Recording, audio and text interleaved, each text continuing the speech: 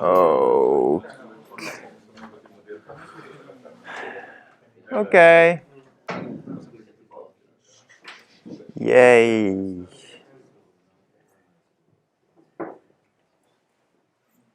So, this is, well, the course was divided into 10 parts, 10 sections. So this is the final day of section 7. And then we have released the project. You already got everything on section 10. So this is the last day where we're introducing sort of a major technology that you are sort of actually going to code with. And so after today there will be,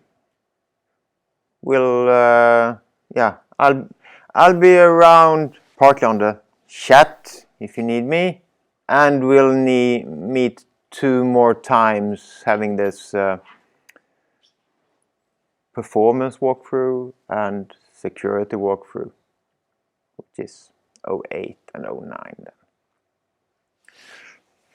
So it's a bit more time of your own now during the other half of the course then. So I hope that will work out fine. And today we're going to do something like this. It's a .NET web application. And we're going to see how that looks behind. We'll have a look at the codes and so on. But that is what we will end up, well, perhaps after lunch. Before lunch I'll do some slideshow like I normally do. And I think I'm going to do slides all the way before lunch, and then we take this tech stuff after lunch, I think. That is at least the rough plan we have here. And yeah, let's walk through this. So you remember what we did Friday, and well, one session on Friday was playing this game that we were all software architects on this major new company, and we were, what are the core technology that we should move on with for our next project and in the few years to come. So it was a major decision for our company, and so the game aside, or the player side, the role player side, it's also an important decision for you, so partly, when you go out there. What area should I sort of dive into? And this is the last part then of the Microsoft area. Should we dive into this Microsoft area? They are providing us with something for web applications. Could we use that? So we're going to go through that. And roughly the agenda looks like this. We start talking just what ASP.NET Core is and what it will provide us, or how Microsoft is sort of selling it to us. Why should we use it? And during that we'll have what is MVC? How does that fit into this? What is Razer? There will be a lot of other stuff also related to ASP.NET Core. And at the end I have some general framework stuff, so summarize everything we talked about what is frameworks, and some design patterns that we will use them when we dive into this framework world. And so let's have a brief overview of some of those sort of names of that design patterns. So that is the plan. And let's do like this. So we're moving into ASP.NET. So that builds upon this .NET package, architecture, family that we talked about Friday. So it sort of extends the platform with the tools, framework, libraries, whatever. It's a container for all the stuff needed to build, let's just say, web applications. Doing it for the web. So that is what ASP.NET is. It's a collection of tools. And it basically, some things that it's containing. So we get the base framework to process web requests. That is what we get. Complete framework. We are getting some templating language included called Razor for creating these dynamic server-side web pages. We are using C# as our main language, both for server-side coding and for these and for the template language. We are also getting this, basically comes with a framework. We're getting this rough structure, how to develop a web application according to some design patterns, for example, the MVC, but also other patterns will sort of be included. We might not notice them, but they are there. The whole framework is built up on several design patterns. And some more. So if we just listen to Microsoft, what they are giving us, they are giving us a lot of stuff, but they sort of hold up. Okay, you get an authentication system. Every web application sort of needs some kinds of authentication. So we'll bring that to you. And it includes, well, libraries, databases, different types of doing authentication, just doing a single login, or if you have some multi-factor authentication that you need to authenticate using both perhaps a password and an SMS code by the phone, or click on a link on your email. Or if you want to do have an external login provider, like Google, Twitter, GitHub, or whatever. So this is what they're saying. They're giving to us all this sort of .NET package. They're also giving us this. We discussed it Friday. A lot of stuff that makes it easy for us to work with. If we are using Visual Studio 2019, so if we are using their development environment, we will also get it very sort of a bit, let's just say, magic, or make it really easy to work with. So, drop down for methods, automatically include what namespace we are using. So it is really sort of tied into their development environment. So they are trying to give us a whole package.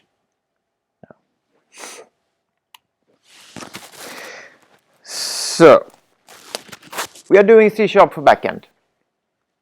Yes, so it's nice to know C#, and we will be doing. We could divide our code into, like we usually do, then classes. We call them models, we could call them services, we could call them whatever whatever we like, but it's basically we create classes, add code there, and use it in the framework, and that is C#, so for backend coding. And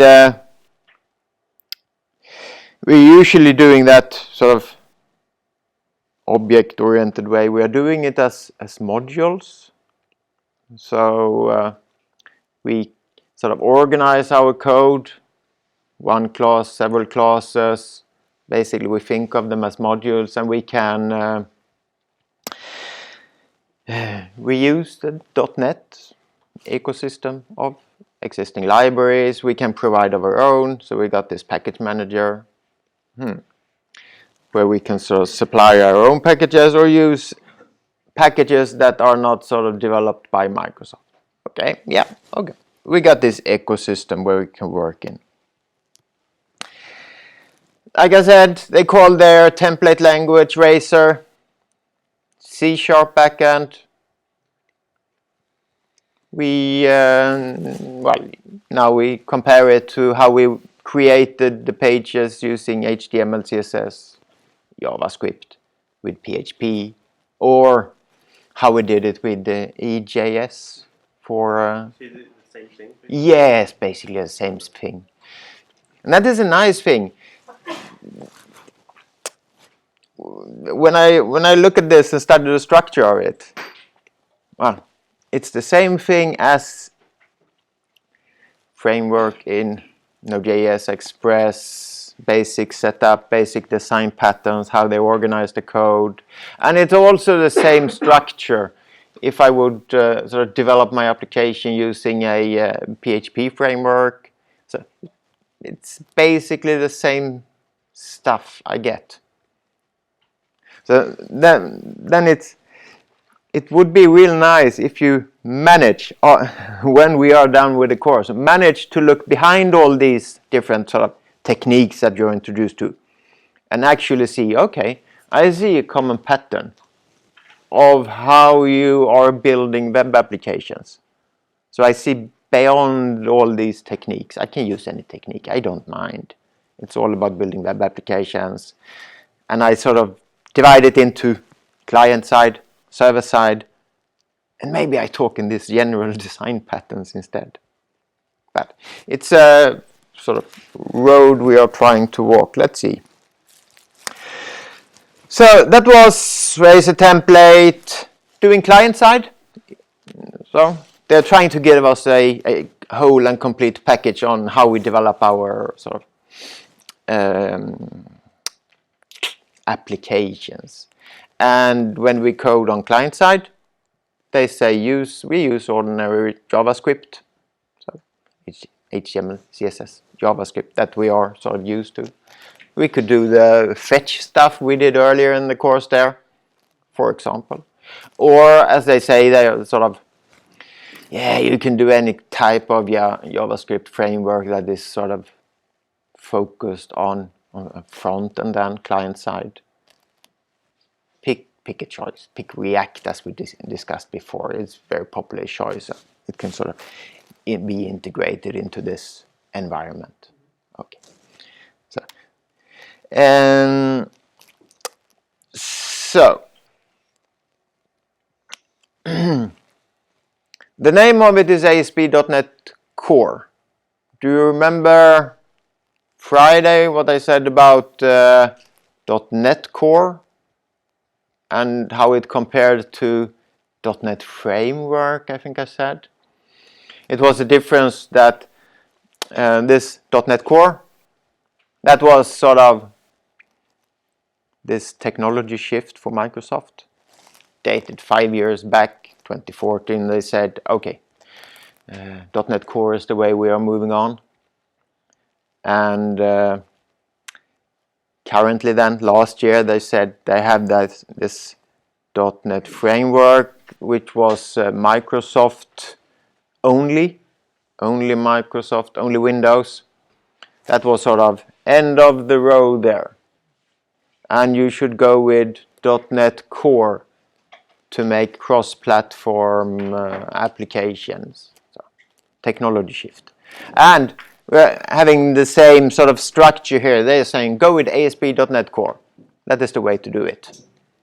And then when they refer to ASP.NET without the core stuff, they are basically sort of referring to that, yeah, techniques that are not being further developed, might be maintained, but actually not the way to sort of move ahead. Windows style only, not open source. Okay.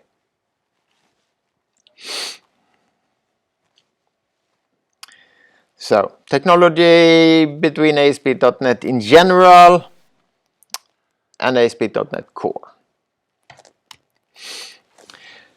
The assignment, yes, it's out there. We can talk more about this after lunch then. But I just want to pinpoint that one way of actually sort of understanding the whole concept of this ASP.NET Core, how to create and work with a web application, is very good to have this ASP.NET Core 101 video series. Have that if you have 3 screens. I have 3 screens at home. So on my left screen, while I'm working, I'm having that up there and sort of listening what they're saying, looking at their code. They're doing a bit Visual Studio 2019. Then I opted for going like I usually do, an at-home way. Have a look there, have a look on my code. So it's really good because the assignment is basically sort of getting not all those 13 videos, but the core of them. And that is what we are going through there.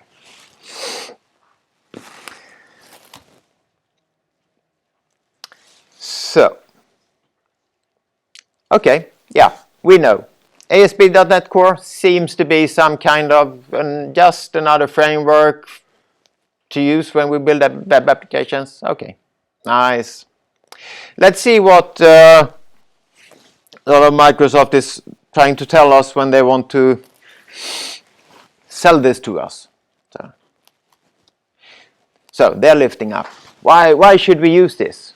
For what purpose? For what types of applications? Okay, they say web applications. Yes, it's in the large concept. Let's say REST APIs. Yeah, okay.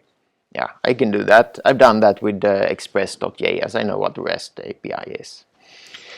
They say real-time web apps. You have done, yeah, I think I've asked you. You've done socket programming. Yeah, and then but you didn't do WebSockets. No. Yes. No. You did WebSockets. Yeah, we did it in the last part. No, you did that. Nice.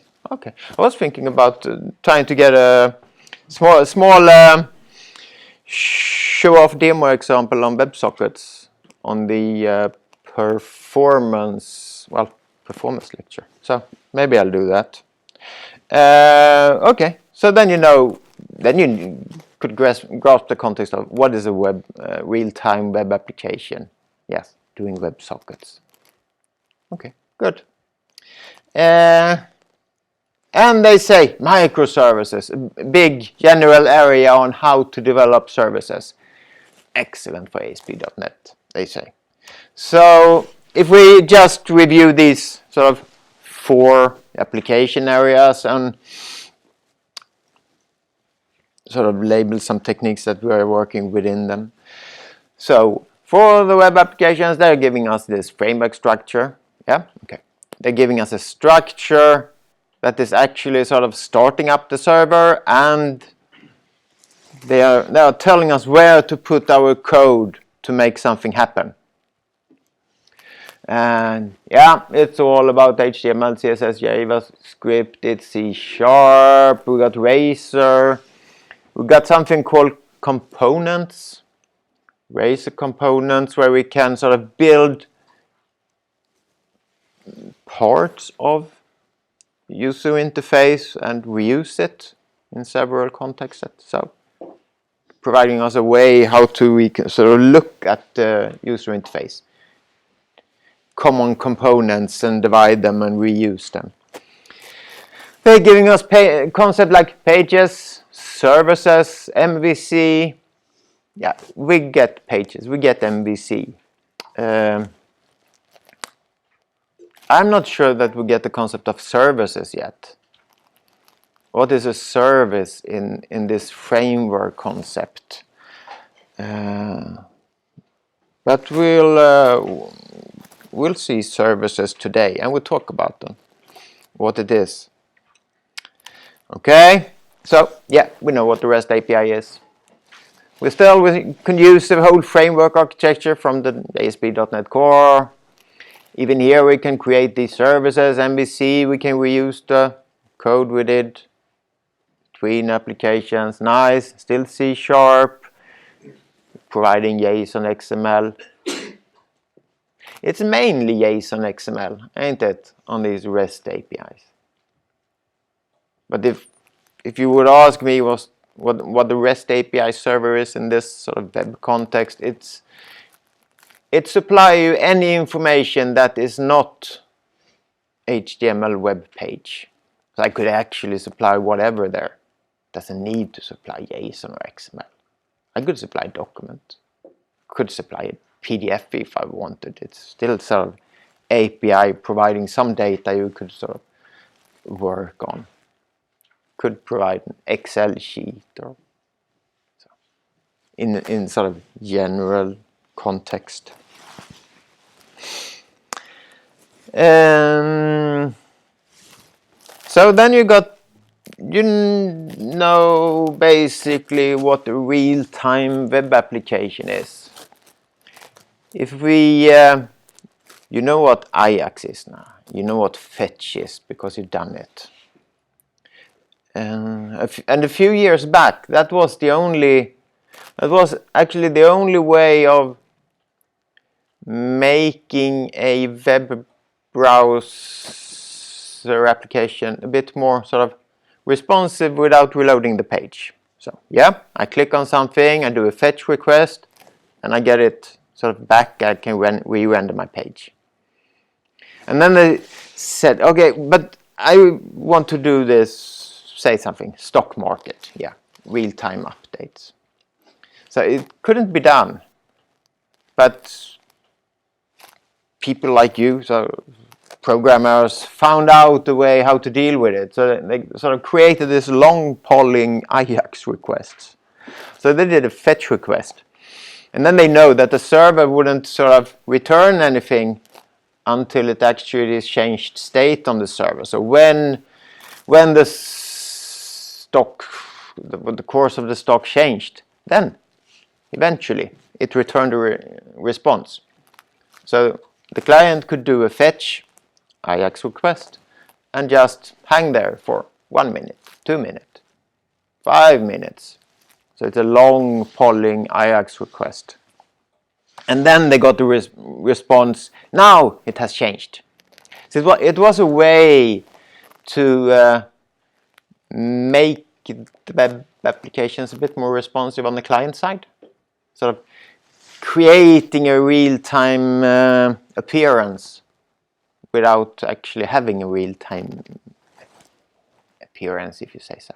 So then we got this sort of, let's make it in another way because we are not using the resources the way we should. So then WebSocket was introduced, and it basically gave us then a sort of bi-directional socket.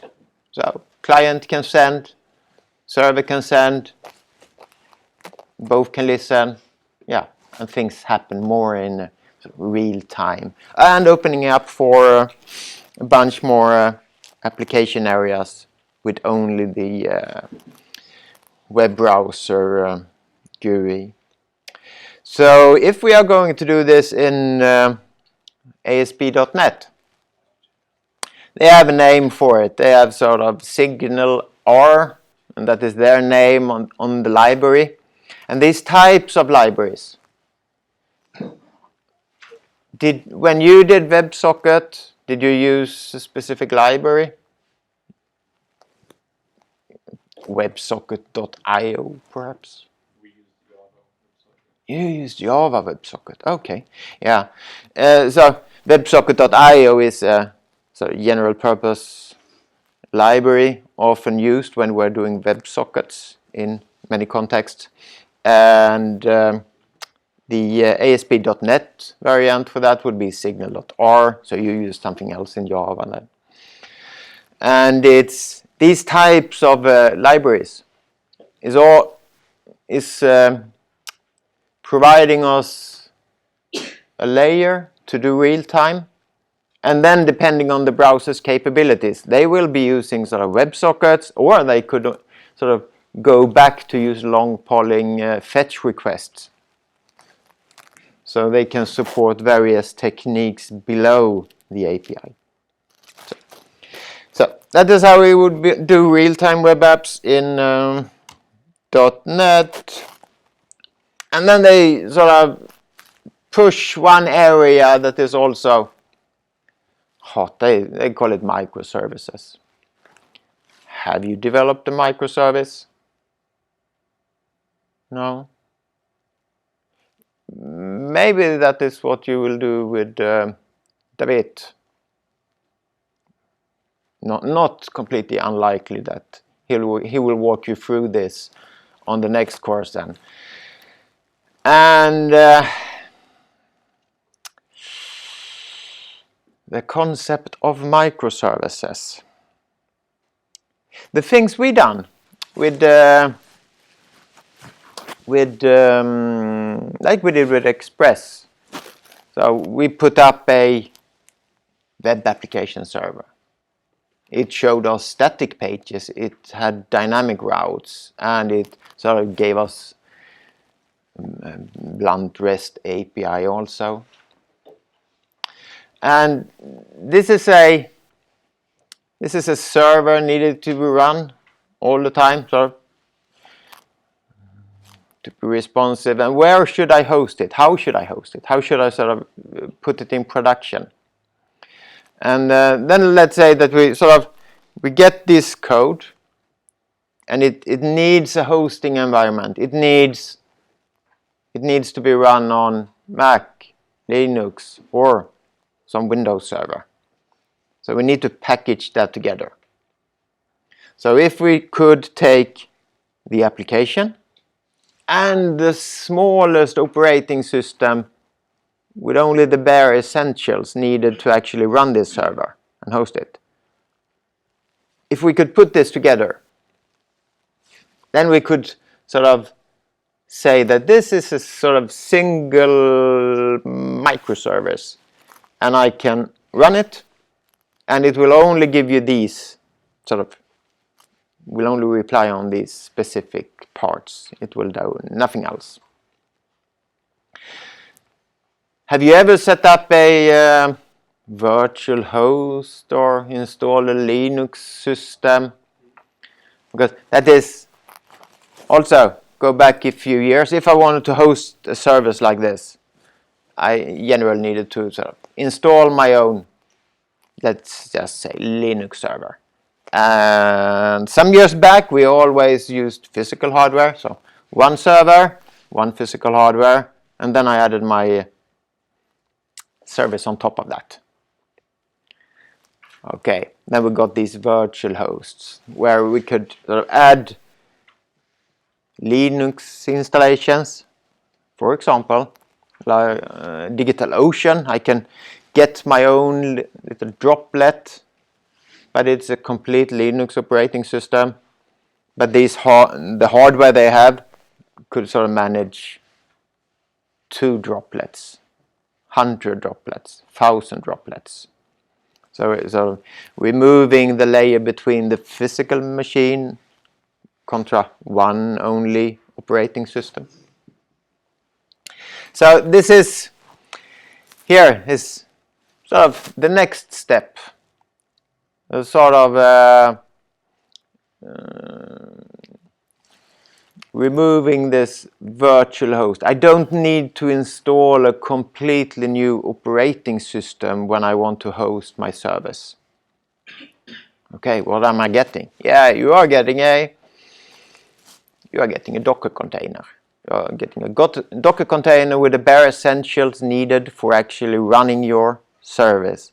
And then we call this small services, microservices, detached from a complete installation of the operating system, only having the bare essentials.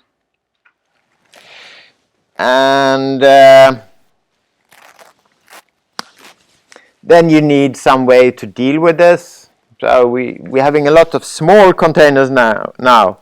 Each container just dealing with one specific service.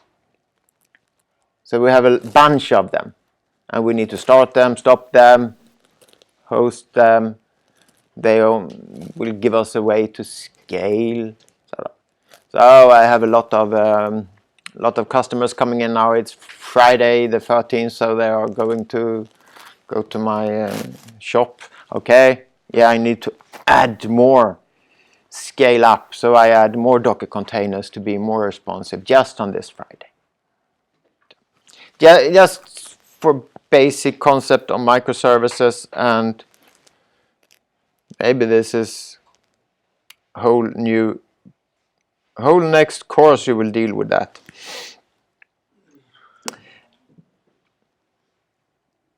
Before I yeah, we can do.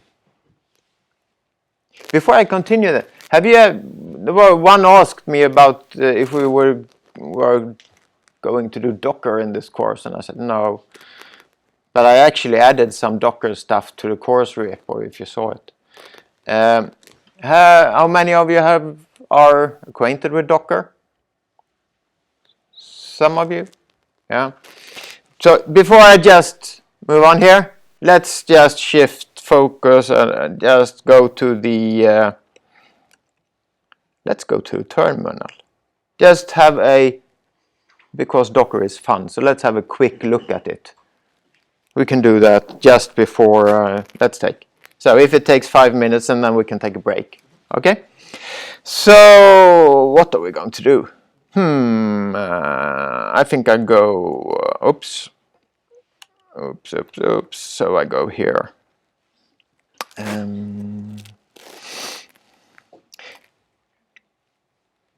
If you like the terminal, this sort of my graphical area currently. It's called TMUX. It's a terminal multiplexer. You heard about it. It provides me with just some label of tabs down there, so I can create many tabs. Still working with one terminal area. I can also divide these tabs into like panes and work with them. I need to remove that. Okay, sorry. There we go. Remove it. Yes, thank you. This TMUX. When you work with terminals and you often log into other servers, this could be a good way to work, since it could remain in the memory of the server. So you can actually go to the server, you can work, and then you can log out and still have this whole set up. So next time you connect to the server, you can also reconnect to your whole user area. But what let's see here. So just give me a quick example on how we could actually work with sort of these Dockers. I added a Docker compose file to the course repo. It is a configuration file where I can configure the Docker containers I would like to work with. So it contains, I don't remember how large it is currently. It's a bunch of stuff I have here.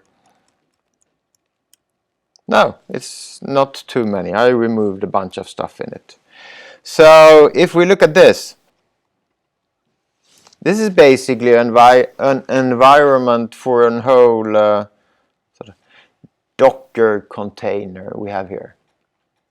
So I can start this up, and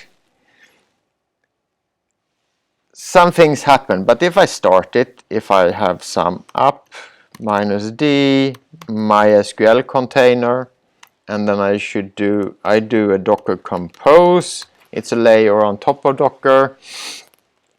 So I start it up, and oh, it's up. So I started the Docker container, and this particular Docker container is a complete installation of the latest version of MySQL server. So I got MySQL without the need of installing MySQL to my machine. I just sort of started it. Everything within this container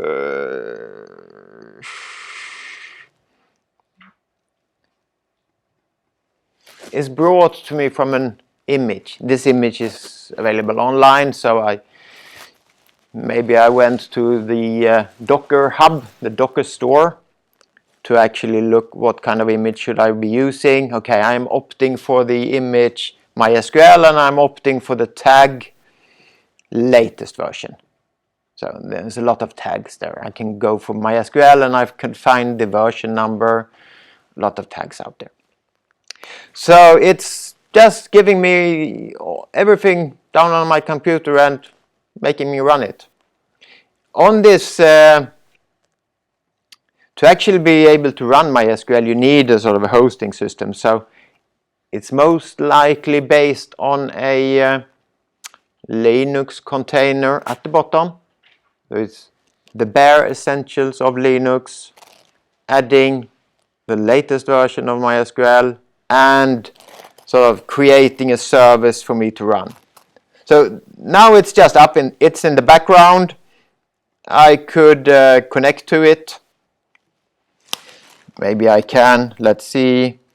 MySQL. Let's just make it like, let's see if I can do this. What is the password? Whoops, okay. Good luck for me. So I connected to it. So now I connected from my client system, my computer here. Connected right into the sort of container running MySQL. I think it actually did like port equals, what was it? What is 3306? I think it was. Yeah, whatever. Okay, let's skip that. What I also could do, let's say I don't have MySQL installed at all on my computer. So then I could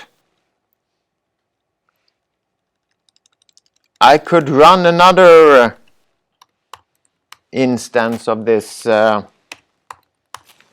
of this container.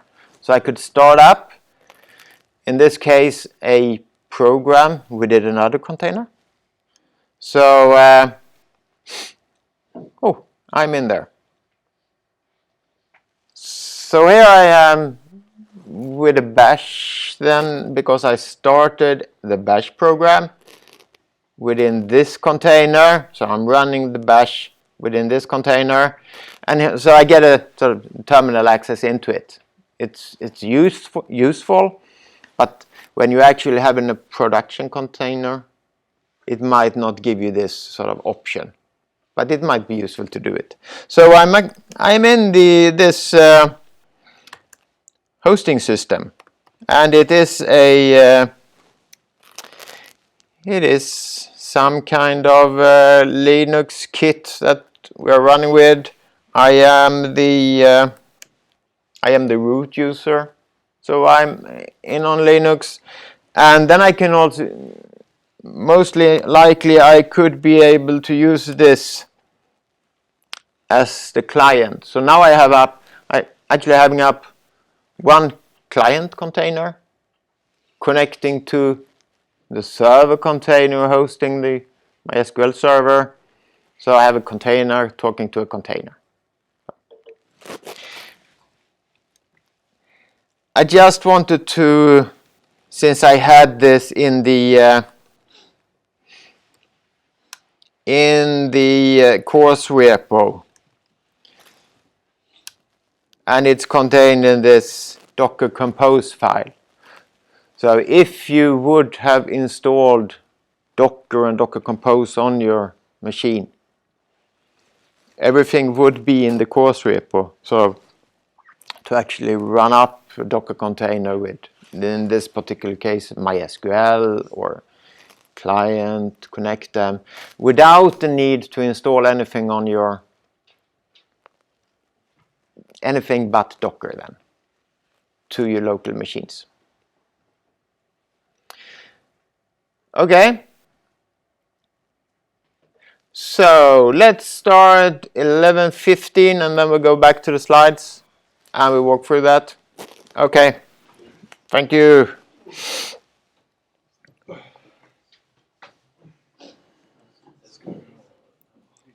Nej, ja. Tror det är